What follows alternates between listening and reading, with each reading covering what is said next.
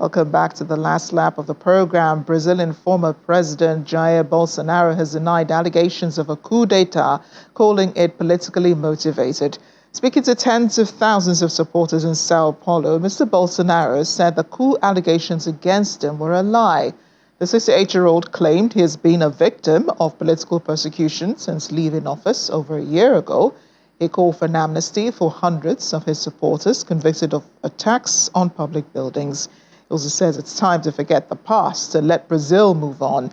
Mr. Bolsonaro, who is still barred from running for office for 8 years for undermining the electoral system in Brazil, claimed the last election was fraudulent despite there being no evidence of electoral fraud.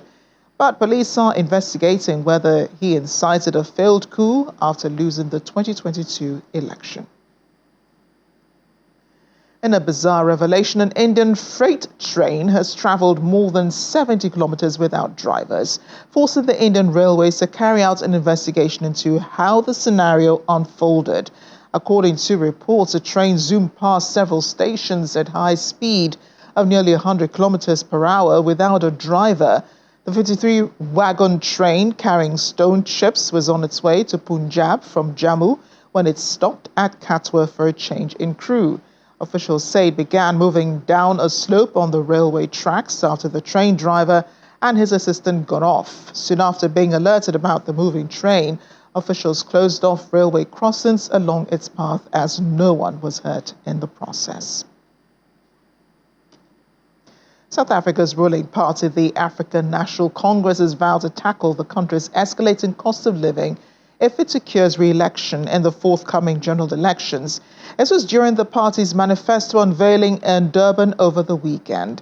ANC President Cyril Ramaphosa emphasized worries over surges in food, housing and healthcare expenses. He outlined food security as a key focus within the party's 5-year governmental agenda to ease the burden on impoverished households. He also spoke on the achievements of ANC, which has ruled the country for all of its 30 years of democracy, as it heads into a tight race in May's election. In the 2024 elections, we will go beyond celebrating our accomplishments of the past 30 years. We will be focusing on the future of our people. We will focus on 6 priorities which are critical to transforming the economy and creating jobs.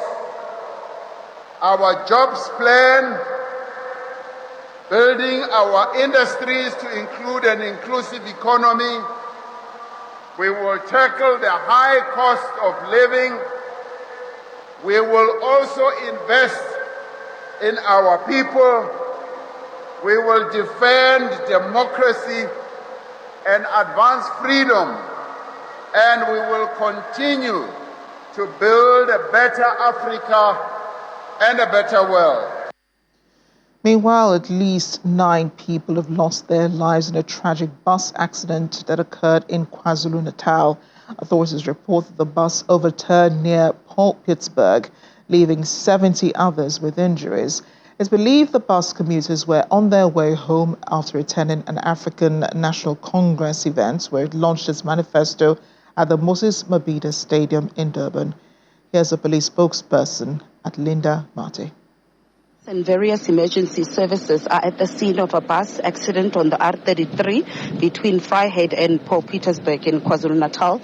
According to a preliminary report, the bus was traveling from the Moses Mabhida Stadium when it overturned. 8 people have so far been confirmed dead and scores injured. Those that are injured have been taken to various hospitals in the area for medical care. While staying in Africa, the Economic Community of West African States has resolved to immediately lift sanctions imposed on the Republic of Niger, Mali and Guinea after the democratic governments in the countries were overthrown. The organization had imposed sanctions on all 3 countries and Burkina Faso and suspended them because of military coups in those countries between 2020 and last year. It also urged Mali, Burkina Faso and Niger to reconsider their decision to withdraw from the ECOWAS.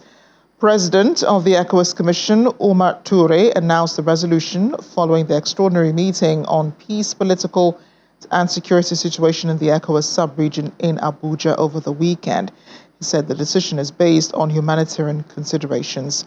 Our State House correspondent, Larry Lassisi, was at the summit.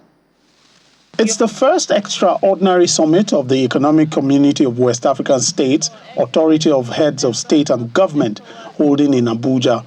It is focused on the peace, political and security situation in the ECOWAS sub-region. In his welcome address, the bloc's chairman, President Bola Tinubu, emphasized the importance of a comprehensive and collaborative approach to addressing pressing security and peace developments, as well as political situations in the republics of Niger, Burkina Faso, Guinea, and Mali.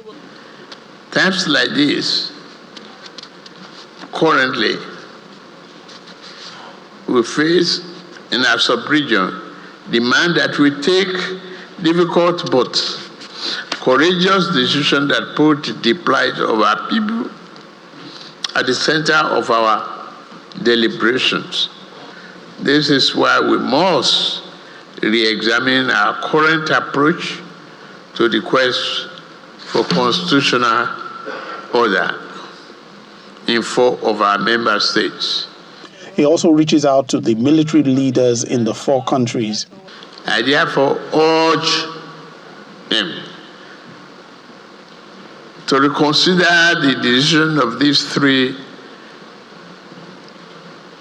nations to exit our home and not to perceive our organization as the enemy.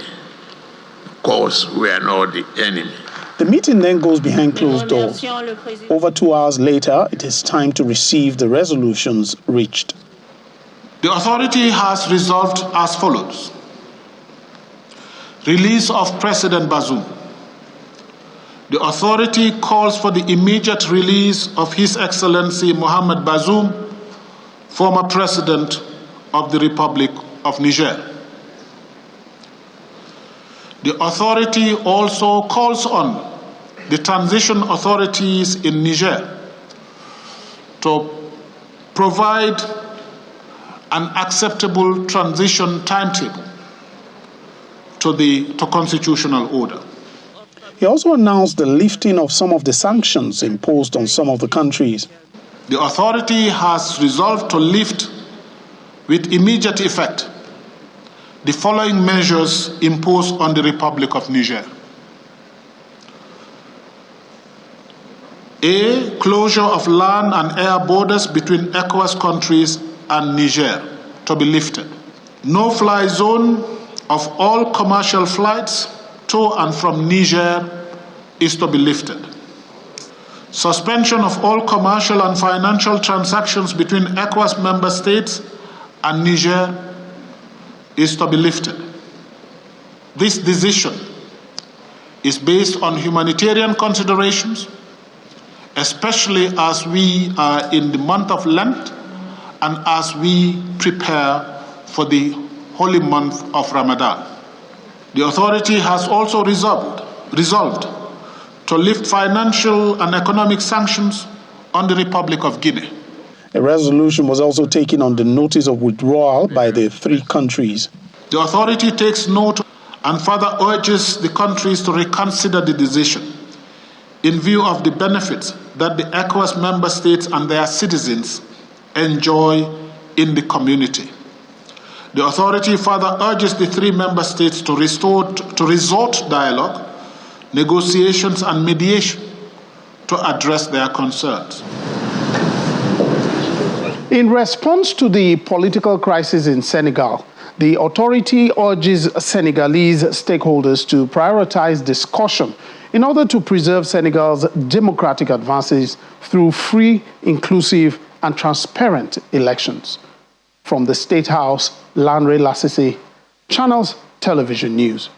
There will be plenty of discussions from that. Finally on the program, you cannot travel to Paris without making a tour of the famous Eiffel Tower. That's evidence that you were in Paris. You have to take pictures, right? So if you're around this season, you're in luck. Strikes are over and visitors are welcome now. Workers who staged walkouts for 6 days demanded changes to the landmark's business model and a better maintenance of the 330-meter structure, which is showing widespread traces of rust. A tower's operators said in a statement it had reached an agreement with unions under which parties will regularly monitor the company's business model, investment in works, and revenue through a body that will meet every 6 months. Adding that both sides have also agreed to an ambitious 380 million euros towards maintenance and renovation of the 135-year-old attraction, which is visited by up to 7 million people every year. It's the second such strike at the iconic landmark in the last 3 months. Paris looks ahead to hosting the 2024 Olympic Games this summer. And that's the world today. Thanks for watching. I'm Amarachi Ubani.